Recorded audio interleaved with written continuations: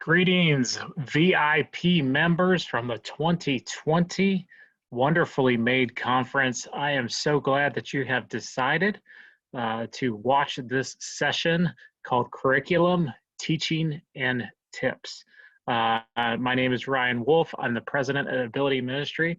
Today I'm going to give you kind of a behind the scenes look as to why we create our curriculum the way that we do.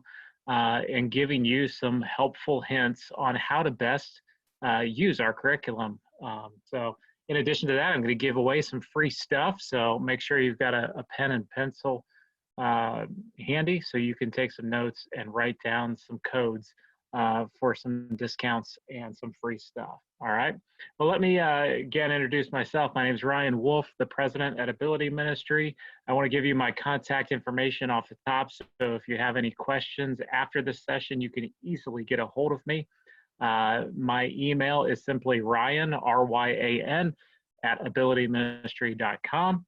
You can find me on several different social media platforms at Ryan E. Wolfe. Remember, Wolfe has an E on the end as well.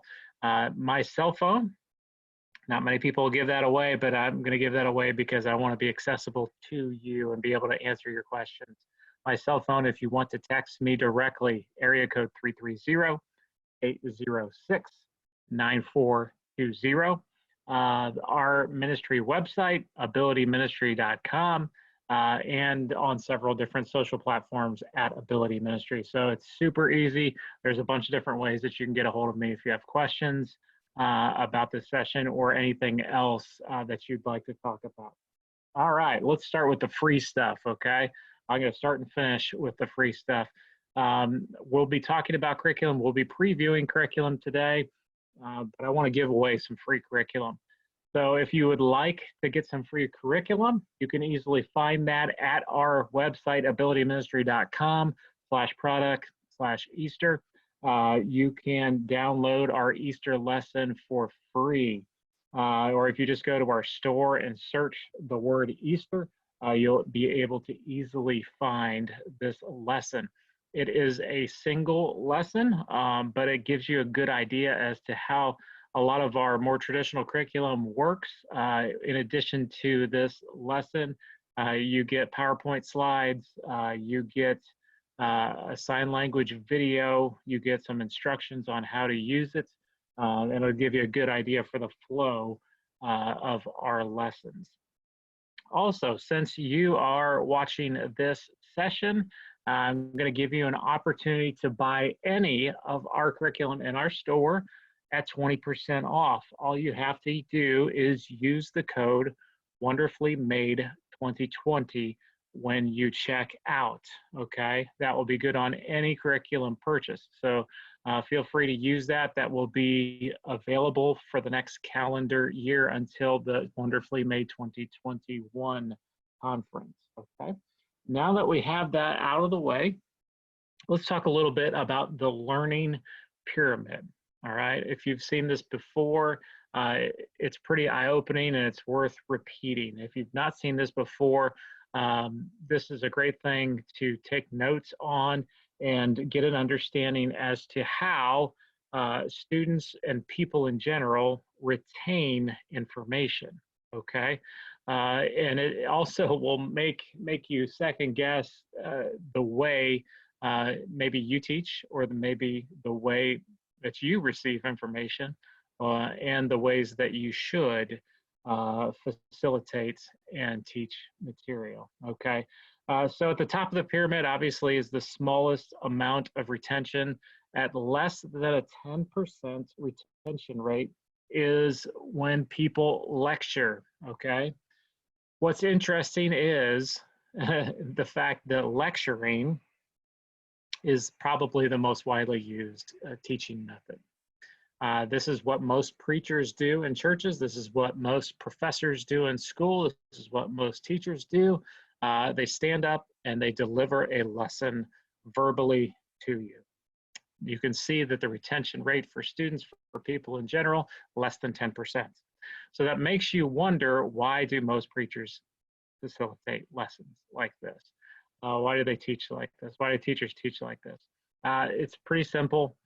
The reason is it's the easiest way to do it because it takes the least amount of preparation. Okay. It also has the least return on the investment as well, because I could probably ask you how much you remembered from the last sermon or two that you've heard, or lessons that you've heard taught. It's probably not going to be very much. All right. So as we work our way down the pyramid, we tend to learn and retain 10% of what we read. All right. So imagine a student or someone in your classroom or you at church. Not only are you being taught, but you're seeing words on a screen and you're reading them. The retention rate goes up a little bit, still not significantly. We remember about 10% of what we read.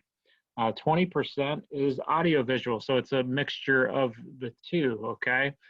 We see a video, a clip of something, and we're engaged with not only our eyes, but our ears. Retention rate goes up again to 20%. Retention rate for 30% is when you see a demonstration, all right?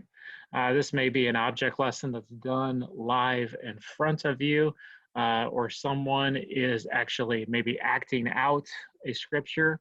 So maybe you're doing some drama based on the lesson that you're doing, but you're seeing something demonstrated in front of you. You have a tendency of remembering that at about a 30% rate. Here is where it gets a little bit more significant as far as your success, as far as getting information out and having it retained. The biggest jump here is at 50% when there's discussion, okay? Naturally in church, when you're sitting and listening to a sermon, you don't typically get an opportunity to discuss with the pastor during the sermon what he's teaching, and therefore you don't remember a whole lot of it. But if you're actively engaged in discussion of what the lesson's all about, and you have a chance to ask questions, you're going to remember about 50% of what is taught. Now, think about you in the different environments that maybe you lead in ministry or education. When you stop teaching and you engage your students or your learners or your group and you ask them questions, as a facilitator or a teacher, you get to have an idea of just how much your audience understands you. All right, that open dialogue helps with retention immensely. 75%, another big jump, is when people are not only discussing what's being taught, but they're actually practicing it and putting it into action, okay? This is more than just, hey, I'm going to teach you a concept. This is, I'm going to teach you how to do something and allow you the time to practice doing it, all right? In our curriculum, and you'll see some examples of this, you'll get to see how we practice learning sign language videos, for example. You get to practice learning it and memorizing it in sign language. So that's another way to actively, not only demonstrate it, but to do it, to live it out, and giving people an opportunity to engage with what they're learning. And 90% retention rate, the best way for someone to learn information is to teach it. All right, so this is when you take the time to take in all the information and then you teach somebody else what you have learned. So this is the learning pyramid. It guides pretty much how we make and create our curriculum. The curriculum that you're going to see today was created before the global pandemic. All right, so this curriculum that you're going to see today is more about the way probably you were used to doing church when you were in person and you didn't have to social distance and you didn't have all those restrictions. I'm also leading another session at the 2020 Wonderfully Made Conference where I will be talking about how to use easy online curriculum or video-driven curriculum. So I'd encourage you to check out that session as well. because that will take a look more at our newer curriculum that we've created post-pandemic, where we create things with more videos that can be played and discussion that can be had based off of those, and also activities. So this is more what you were used to probably in a traditional set of curriculum when it comes to church learning, but can be easily adapted. I think you'll see you can easily adapt this and use this in an online format, or in a hybrid situation where you are both in person and streaming live online. Okay, so the teaching pyramid is how we kind of, the things that we use to help us make sure that we're creating materials that can be easily retained for others. So let me get into the 6 teaching tips on how to be an effective teacher when it comes to using our curriculum specifically, but these principles obviously apply outside of our curriculum as well. But in this presentation, you'll get to see samples of our curriculum and how some of these teaching tips are actively played out. What I'm going to do, because I know retention rates, because I know how easy it is when you're streaming something online to check out mentally, to go, check emails, to take notes, to cook dinner, to, whatever you're doing and multitasking. So I want to give you these 6 teaching tips right off the top, and then we'll dig into them a little bit more individually. But let me give it to you off the top in case you're checking out already. So first teaching tip is never lecture, right? Based on the learning pyramid, we know lecturing doesn't work when it comes to retention. Number 2, never take yourself too seriously. If you want to be a good teacher, if you want your audience to engage with you and have fun, you've got to be willing to laugh at yourself. Number 3, never dumb down the message. I think we hear this a lot in the field of disability ministry is, well, we've got to simplify the lesson. We've got to dumb it down for our audience. I do not agree with that at all, and I'll show you examples of that. Number 4, always use visuals. You saw in the learning pyramid how much more retention happens when you engage on multiple teaching platforms and senses are engaged. Number 5, always engage the audience with active learning. We saw the jump from 50 to 75% when people are practicing doing. So we'll show you some examples of that in just a minute. And number 6, as far as in our field, and pretty much anybody, using a microphone is really, really important, especially for those that might have hearing impairment or maybe hard of hearing.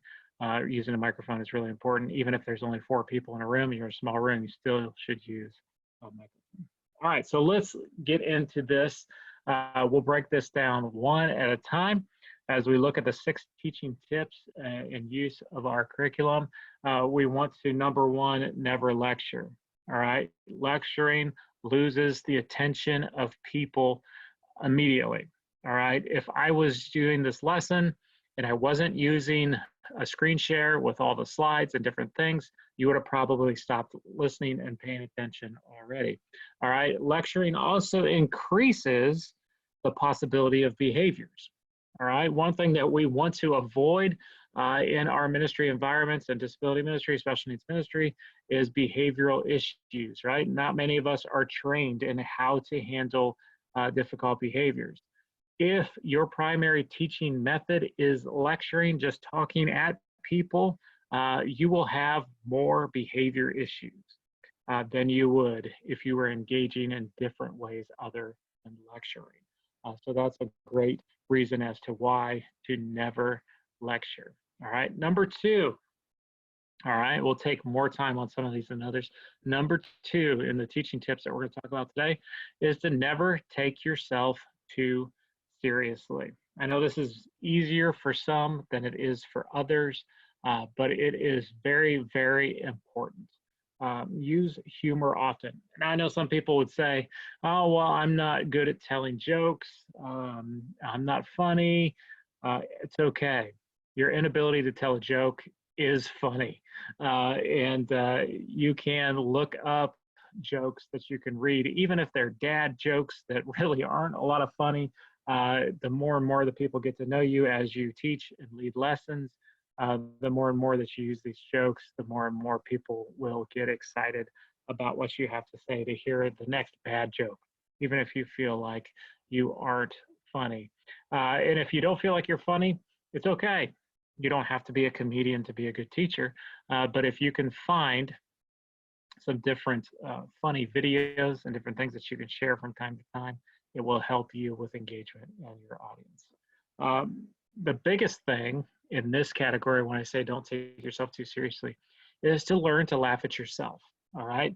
Some of the best things that you can do as a teacher to gain credibility with your audience, to gain engagement with the people that you are teaching, is to tell personal stories, specifically personal stories where maybe you have failed or something embarrassing has happened to you.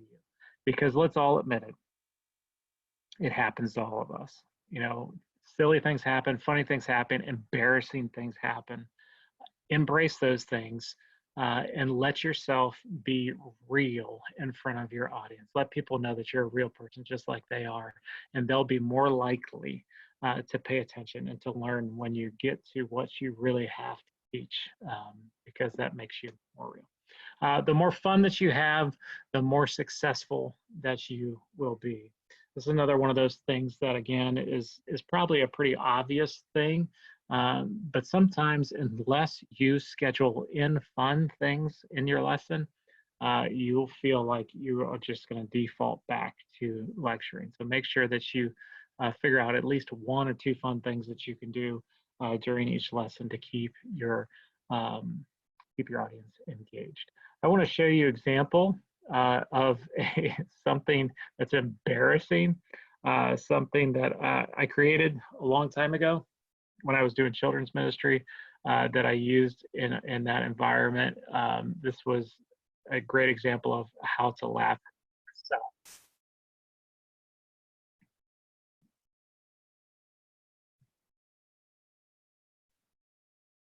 Now the audio, you're probably not going to be able to pick up the audio on this, so I will narrate it a little bit. These guys, their names, the characters that we created called Oscar and Chiquita. And on this video in particular, they are getting ready to introduce the story uh, of, of David and maybe the little known story of what happens before David faces the Goliath. Obviously, Goliath, him fighting Goliath wasn't the first time he faced a big enemy or a big challenge or something that was much stronger than he was that required great faith. This lesson in particular was a lesson on what essentially is faith. And these guys get a little mixed up. They remember the story of David fighting the lion and the bear. And they think if they have great faith like David, that they too can fight a lion and a bear. So I'm going to fast forward a little bit here, and you'll see Oscar and Chiquita spot a bear in a tree. And Oscar feels like, hey, I've got great faith. Faith means that I've got big muscles because David obviously had big muscles. He was able to beat up a bear. So I've got big muscles too. That means I've got faith. I'm going to fight a bear. And obviously, it doesn't turn out real well for Oscar as the bear comes down and pretty much takes care of him in no time whatsoever. I'll fast forward again. Oops, I'm sorry. I was going to fast forward a little bit. Maybe I can get back to it.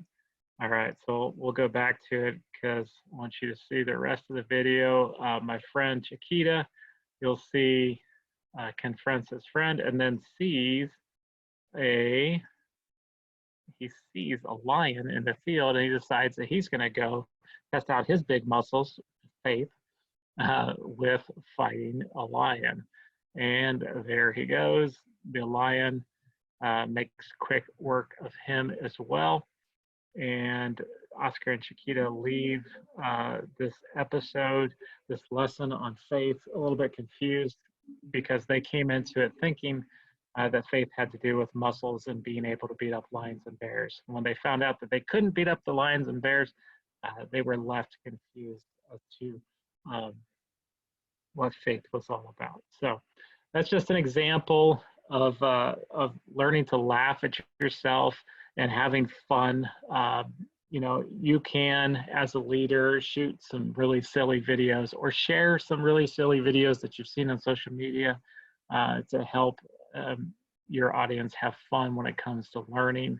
The more that you can do that, you know, when it involves you as the leader, the better. So I just wanted to show you that. I know the audio won't pick up when I do the screen share. So, uh, so hope you enjoyed that that video from the old days of when I was doing children's ministry. Let's look at number 3 when it comes to teaching tips. Number 3 is never dumb down the message. Okay, people will tell you that you need to do that, simplify things, because people with intellectual developmental disabilities can't learn. That's not true. Couldn't be further from the truth. In fact, when you are teaching, this is a good rule of thumb. Whenever you are teaching or you're leading a lesson or facilitating, you should always assume competence. All right. Never think you know the level of understanding of your audience, and never assume that it is low. So many times I hear people say, oh, well, he only has the understanding of a first grader, or he only knows as much as a 3-year-old knows. We're guessing, right? And we should not guess that people are incompetent. We should always assume competence, and we should teach with that assumption, okay? Because to do otherwise is not doing justice to our learners, right? And also because there will be a varying level of ability in your audience. So you always want to teach here instead of down here, because people will understand way more than you ever give them credit for. I promise that. Another thing here in this this area, this tip is to treat adults like adults. Too many times I see people saying, oh, well, because he can't learn or she can't learn or she, you know, is at this developmental level, we're going to keep her in children's ministry. Not a good idea. All right. A person is a person, and you don't classify someone strictly by what you assume their intellectual level be. There is emotional, there is spiritual, there is physical. There are so many different parts of what makes a person, and we must treat people like adults when we're teaching adults, and kids when they're teaching kids, and teens when they're teaching teens. Okay. This is another tip within this one when we're talking about not dumbing down the message, is understanding that a focused message is a strong message. All right. If you're getting up to teach and you have no notes and you're just going to open up the Bible and say, hey, we're just going to let it rip, good luck, because you may not have a focus on what exactly you want to accomplish. And when that happens, things tend to go down a bunch of different rabbit holes that you don't need to go down. Make sure you stay on focus with your message. It'll make it a better message. All right, here's an example. We're going to show you a little bit, just a snippet of a lesson from the Big Ten. The Big Ten was a series that we did on the 10 Commandments, okay? If we were going to dumb down the message, we would probably take this commandment on not committing adultery, and we would make it very kid-friendly, all right? But again, just like I said, just because you think you know someone's competence level is ignoring, and if you're pigeonholing someone just by their intellect of what you think they can understand, you're ignoring different components of their personhood. Specifically, when it comes to this commandment, their sexual component of who they are. We are all adults. As we grow old, we have different needs, desires, temptations that we deal with, and there's a reason why this commandment and the 10 Commandments is an important commandment, especially for young adults and adults to understand, regardless of IQ level. So Exodus 20:14, do not commit adultery. What does the word adultery mean? So I'm going to take you through a few slides in this lesson in particular. So you would be engaging with your audience. Again, we know that discussion helps with retention. You know, when you discuss something, it brings retention rates up to 50%. You're engaging your audience in active question learning. You're judging where they're at, what they know, and you're asking them what the word adultery means, okay? You're giving people an opportunity to respond to that, and then you're going to give them the definition, okay? A man and a woman not married, living together, though as though they were, oops, go back to that, doing things that only a husband and wife should do, the act of breaking the marriage vows by having sex with someone other than your husband or wife. This is a very detailed description of what adultery is about. So as you give them, you've asked them the question, what's adultery? Now you've told them what is adultery. Now you should take the time to make sure they understand the definition of what adultery is about, what God means when he says, do not commit adultery, all right? The big 10 commandment. This one is all about not cheating and being faithful to your spouse if you're married. If you're not married, you know, being faithful to those that you love, whether it be, you know, family member, boyfriend, girlfriend. We want to make sure that we are always faithful and not cheating. So again, let's make this real for people. All right, help them to understand. Have you ever had a boyfriend or girlfriend cheat on you? How did it make you feel? All right, you're taking a concept, tying it to an experience that someone's had, and linking it with an emotion. All right, this will make your teaching very powerful when you can do those things. All right, have you ever cheated on your boyfriend or girlfriend? I mean, what happened, right? This is the other side. You know, one time you've been cheated on, but some people, you know, it's to be cheated on, there's got to be a cheater. Sometimes that's going to be some of the people in your audience, and you talk about what happened and the negative effects of that and why God would say, do not do that, right? So as you talk through that, people will get a very good understanding of that. Being faithful to ones that we love is an important part of having a healthy relationship. We should never cheat on a loved one. We know that the 10 commandments, the first 4 commandments are about our relationship with God. The next 6 commandments are about our relationship with others, and having a healthy relationship with both is important. And now you're going to say, hey, the only bad people commit adultery, right? Because adultery is one of those big sins that make you a bad person, right? That's what sometimes we think and we feel. And people will probably say, yeah, only bad people do that. But then it gives you the opportunity to get into the Bible lesson of the day, talking about David, right? David did great things. David also made big mistakes as well. So you can talk about who David was. He's a man after God's own heart. He did awesome things. He loved God and God loved him. But he also committed adultery. All right, and this will be one of those things that'll be surprising to people. Some will be familiar with the story of David and Bathsheba.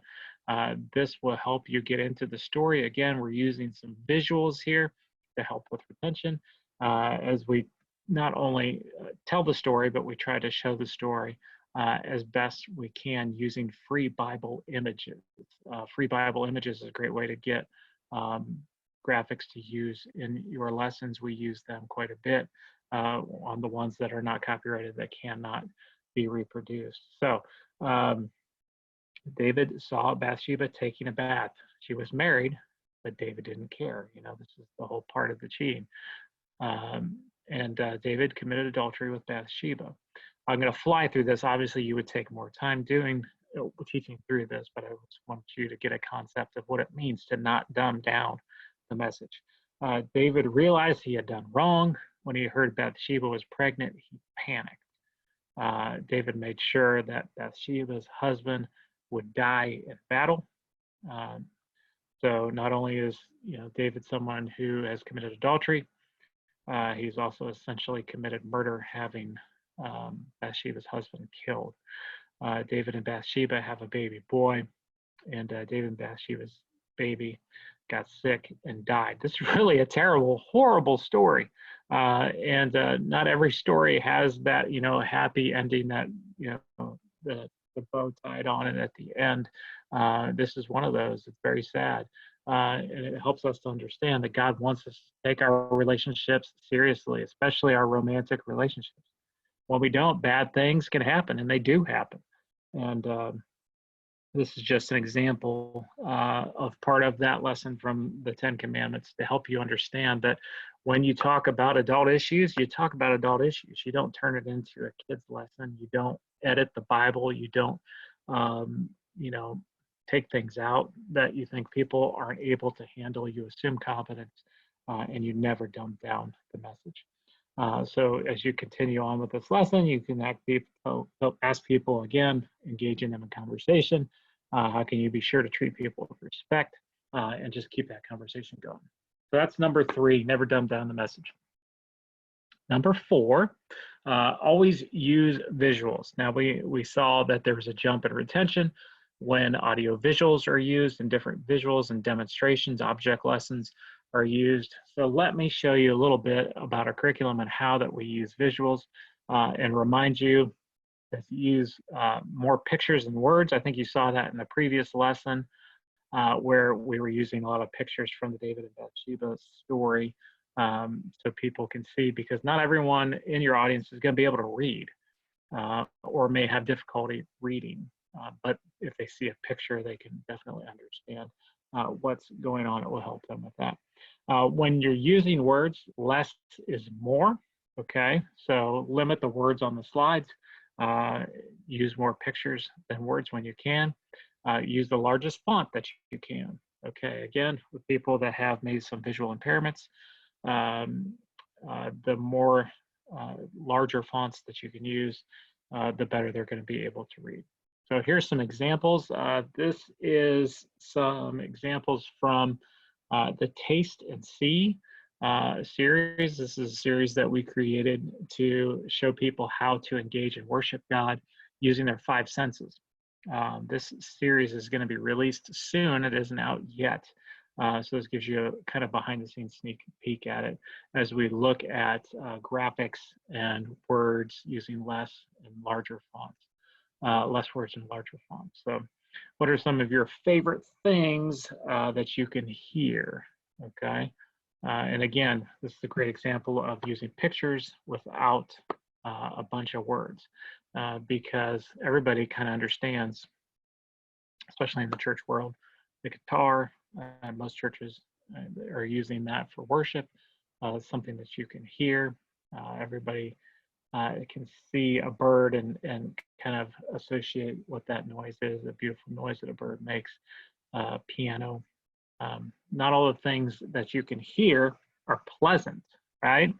What noises bother you, all right? This is going to be something that people will definitely want to engage in conversation on, because we're all bothered by different things. And you'll be able to see here, we're bothered by people screaming, babies crying. There's all kinds of different things like that. All right, so not only do you want to use largest fonts, you want to use pictures. You want to, when you can, use a dark background and light color for your text and your font. Again, for those that have visual impairments, the darker the background, the lighter the words, the easier they'll be able to see that. So I'll give you an example here. This is a background, a slide that I've used for a training video on ministry information sheets. So you can kind of see the dark background and the light font there. So, all right. So number 5, we're going pretty quick here. Number 5 in our teaching tips, our 6 teaching tips on the use of curriculum, is always engage the audience with active learning. Active learning, right? The better retention you get, the more you involve people with it. So use guided discussion questions. You saw that in some of the lessons that I've showed already. Every one of our curriculum lessons that we create, whether they are the more traditional kind of things pre-pandemic or post-pandemic with the video-driven stuff, every single one of our lessons comes with discussion questions. You don't have to think them up. We've given them to you. So here's some examples. This would be from the 10 Commandments series for the lesson about do not lie. So some discussion questions that you can go through with your group. It's another thing with active learning. Every single one of our lessons that we've created come with prayer points or prayer guided tips that you can use with your group. It's important to pray together, all right? But we don't make you come up with those ideas for prayer. We give them to you, which is super helpful, all right? So use guided questions, pray together, use group activities and games, right? That fun component, help people learn without knowing that they are learning. So again, from the Taste and See series, the 5 Senses series that we're getting ready to roll out pretty soon, here's an example of a game or an activity that you can do with your group as you're leading into the lesson, okay? What is the best smell in the world? You know, have that discussion with people. And what is the worst smell in the world? Have that discussion with people. And then play a game, okay? Not only are you discussing it, but let people experience smells live in your lesson time. I will show you pictures of things that you can experience with your nose. Tell me if it's a good smell, thumbs up, or a bad smell, thumbs down. Okay, so thumbs up, thumbs down. Freshly baked cookies. Show them the picture. Actually have freshly baked cookies too, right? That you can bring in and walk around with a tray of freshly baked cookies in front of your learners. They will understand exactly what you're talking about if you do that. So thumbs up. A toilet, typically not a good smell. You know, this is not one that you're going to do experientially with your folks, but one that you can throw on the screen and get a good laugh out of. Not a good smell. Flowers, right? Now, some people may say good or bad based on allergies or sensitivity to smells, but a lot of people will like flowers. Maybe have a vase of flowers that people can smell if they want to. Don't force them to smell it if they have sensitivity. A skunk, right? We can all agree skunk's a bad smell. A skunk smell is something that maybe if you've got a special like skunk candle, a skunk scratch and sniff, I can't speak, sticker, it's hard to say those words together. You know, that's something again that you can experientially bring around and let people do that if they want to. Smoke, I think most people would agree is not a pleasant smell, all right? You're probably not gonna smoke in front of people as far as your lesson goes, but this is another example of things that they can experience. Popcorn at a movie theater is one of the most spectacular smells ever. Whether you like to eat it or not, it's just a wonderful smell and a feeling. But yeah, have some freshly popped popcorn, you know, even if it's a bag of microwave popcorn, and walk it around and hold it under people's noses. A good thing. So that's an activity from the Taste and See. Here is an activity or a game from the Big Ten. This is again the 10 Commandments series to give you an idea of what it's like to have some active learning. This is a guess that phrase game that we do in some of the different lessons and curriculum series that we have. Basically, we throw up a set or a phrase or a sentence or a verse on a screen, and we fill it in one letter at a time. This is kind of like Wheel of Fortune style, and you just give people an opportunity to try to solve the phrase before all the letters are on the screen. All right, this is obviously before the do not lie lesson. You would use this as a lead into your lesson. The phrase that people would be trying to guess, liar, liar, pants on fire. So not only do you play that game, but you follow up with active discussion. You say, can you imagine if your pants literally went up in flames every time you lied? That would be crazy, right? So again, those are just a couple examples from our curriculum on how we actively engage people in fun, learning, games, activities inside of a lesson. Again, these aren't things that you have to come up with. These are things that we build into our curriculum that you can easily click through and facilitate, just like I'm doing on this video. All right, so you're using group activities and games. And you always will have a monthly memory verse in almost every single series, but maybe the exception of one that we've ever created. And we've created over 2 years worth of curriculum. There's always a memory verse that is taught in sign language, right? We're active learning, we're practicing doing. It helps with retention. So monthly memory verse for the taste and see that the Lord is good. A series on our five senses is from Psalm 34:8. Taste and see that the Lord is good. What you'll see is for our sign language videos, and again, I'm going really quickly through this. Obviously, you would take more time with your group, but you can see that we're only going to learn 4 of those keywords from Psalm 34:8 in sign language. We're going to learn taste, see, Lord, and good in sign language. So every one of these videos or lessons that you get is going to have the memory verse taught in sign language. Okay. So taste and see that the Lord is good. Obviously, you can't hear that because of the screen share that we've got going on. But I would show the entire verse in sign language and then take it a little bit slower, one step at a time, and then just teach those key words. So this would be the sign for taste. All right. So you would practice that with your group. The next word that you would practice would be see. As you can see in sign language, and there are a lot of different signs for things that can be used.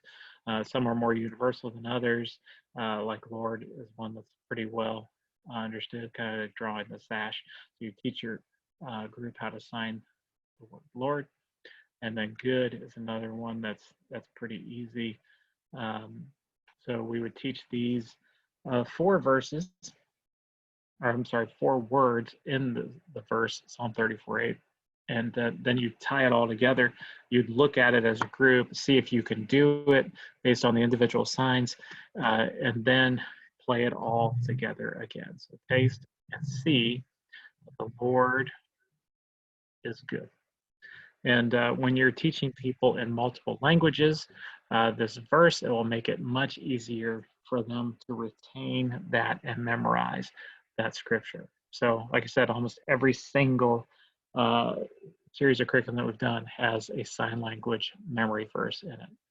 We also want you to use printed materials because you want something in front of people so they can write with things. Here's a simple note sheet that we created for the Big Ten series. So people can have this, they can write their name on it. From week to week, they can fill in the blanks on the 10 Commandments and take notes. That's just one of many examples of principles that we've created for our curriculum. The 6th and final teaching tip that I want to go over with you, and this is just a really easy one. Regardless of the size of your room and your group, use a microphone. I can't tell you how many times I have sat in front of a group of people where a preacher thinks, I've got a preacher's voice or I've got a teacher's voice and everyone can hear me. Guess what? Not everybody can hear you. You're wrong. You can shout as much as you want. But if you use a simple thing like a microphone, it helps your group be more engaged, especially for those that may have a hearing impairment, they're hard of hearing. A microphone is like a life preserver for them because they can hear you better. Okay, it's just important. It's an easy thing to do. It doesn't take that long to get used to doing this while you're teaching. So like I said, at Ability Ministry, we've got a ton of curriculum, most probably popular, and most people are familiar with our adult and teen curriculum. I previewed a lot of it for you today. We also have curriculum bundles, so you can save some money if you buy it by series. You know, we did a series on emotions or a series on friendship, or buy a whole year's worth of curriculum. You save a little bit of money. We also have about 6 months worth or more of children's ministry curriculum that we've created. We're working on trying to finish a full year of that as well, but you can get that online. We have indispensable church curriculum. This is kind of an outside the box way at doing maybe like a church plant as far as reaching your community in a unique way. We have a curriculum and a manual for that. The video-driven series that I mentioned, that my other session for the Wonderfully Made 2020 conference is going to be all about, and I'll be showing all about the different components of our video-driven online curriculum. We have 4 series that are available for download right now. Be the church, be healthy, be strong, and be kind. All great series to check out. Also want to remind you one last time, if you want to see and practice using our curriculum before you buy it, cool. Download our Easter lesson. It's for free. Just search Easter in our store or use the link provided here. And when you go to purchase anything between now and the start of Wonderfully Made 2021, use the code Wonderfully Made 2020 and you'll get 20% off any curriculum purchase. Can't beat that. All right, so let me give you my information one more time. My name is Ryan Wolfe, ryan@abilityministry.com. My email, you can find me on social media. Text me if you've got questions, 330-806-9420.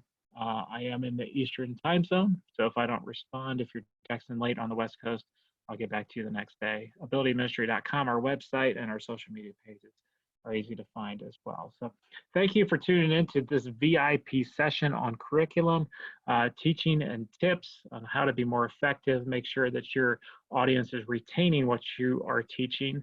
You can see how we created curriculum on purpose for retention reasons. If you're writing your own curriculum or if you're looking for other curriculum, make sure those components are included in it. So that whatever curriculum you use or however you teach and create your lessons, you're touching on some of those points in the learning pyramid, so you can be sure that people are retaining the important information that you're teaching. Hope you have a wonderful day. Be blessed. Let me know if you need anything. Thanks.